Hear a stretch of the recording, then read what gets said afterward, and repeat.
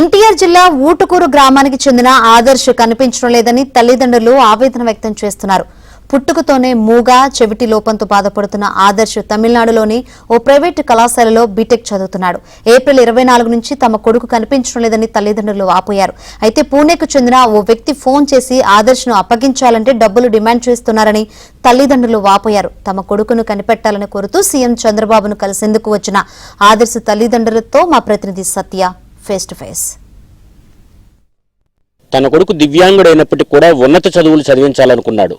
అయితే అవసాన దశలో తనకు ఆదుకుంటాడన్న కొడుకు అర్ధాంతరంగా మాయమవడంతో ఆ తల్లిదండ్రులు చాలా ఇబ్బందులు పడుతున్నారు. ప్రస్తుతం వారు ముఖ్యమంత్రి నివాసం ఉండవల్లి వద్దకు వచ్చారు. ముఖ్యమంత్రిని లేదా మంత్రి నారా లోకేష్ని కలవాలని వీరు ఇక్కడికి రావడం జరిగింది. కాబట్టి తమ కొడుకును కనిపెట్టాలంటూ వారు ముఖ్యమంత్రి నివాసం వద్దకు వచ్చారు. ప్రస్తుతం వారు మనతో ఉన్నారు. గంపలగూడెం ప్రాంతానికి చెందిన దంపతులు. మీ పేరేంటి? అసలు మీ అబ్బాయి ఎప్పుడు ఎలా కిడ్నాప్ అయ్యాడు, ఏమయ్యాడు, ఎక్కడ చదువుతున్నాడు? శ్రీవల్లిపుత్తూరు కాలేజీలో చదువుతున్నాడు. కళాశీలింగం కాలేజీలో చదువుతూ ఉండగా 24వ తారీఖు వస్తానని చెప్పేసి కాల్ చేశాడు. ఈయన కాల్ చేశాడు. తర్వాత కాల్ చేయలేదు. తర్వాత రాలేదని చెప్పేసి అనుకుంటే పింఛన్కైనా వస్తాడే ఆశతో మేము ఉన్నాం సార్.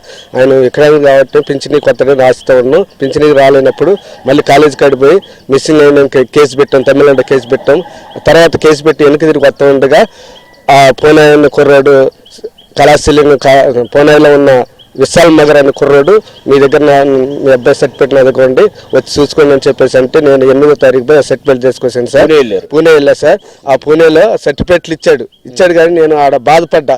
సర్టిఫికేట్లు నాకెందుకు నాకు కొడుకు కావాలి, నేను బాధపడితే నేను ఇస్తాను పో, నీకు 10 రోజుల దాకా నువ్వు రా, నేను చూస్తాను, నేను వెతికిలాడతాను చెప్పేసి అన్నాడు. కానీ మళ్ళీ 4వ రోజే వాడు ఫోన్ చేసి నా దగ్గర ఉన్నాడు రా అని అన్నాడు. కాబట్టి మేము డబ్బు లేకపోయినా వెహికల్ చూసుకొని మేము వెళ్ళినా సరే హైదరాబాద్ దగ్గర పోయిన తర్వాత డబ్బులు ఒకసారి ఉంటుందంటాడు, ఒకసారి లేరంటాడు. మళ్ళీ రిటర్న్ అయిన 1 అవర్ జర్నీ అయిన తర్వాత కూడా జర్నీ అయిన తర్వాత కూడా మళ్ళీ మీ అబ్బాయి ఉన్నాడు రండి అంటే మళ్ళీ సోలాపూర్ దగ్గర పోయిన సరే మళ్ళీ స్విచ్ ఆఫ్ చేసి ఫోన్లు ఆఫ్ చేసి ఉన్నారు. ఇక మళ్ళీ వచ్చిన తర్వాత ఏం చేయాలని చెప్పేసి పూణేలో కంప్లైంట్ ఇచ్చాము. మా బాబు మిస్ అయ్యి ఏప్రిల్ 24వ తారీఖు మిస్ అయ్యారు సార్. 5 గంటలకి మాకు వీడియో కాల్ చేసి మా బాబుకు మాటలు రామేను మా వీడియో కాల్ చేసి నేను వస్తున్నా మమ్మీ అని చెప్పాడు.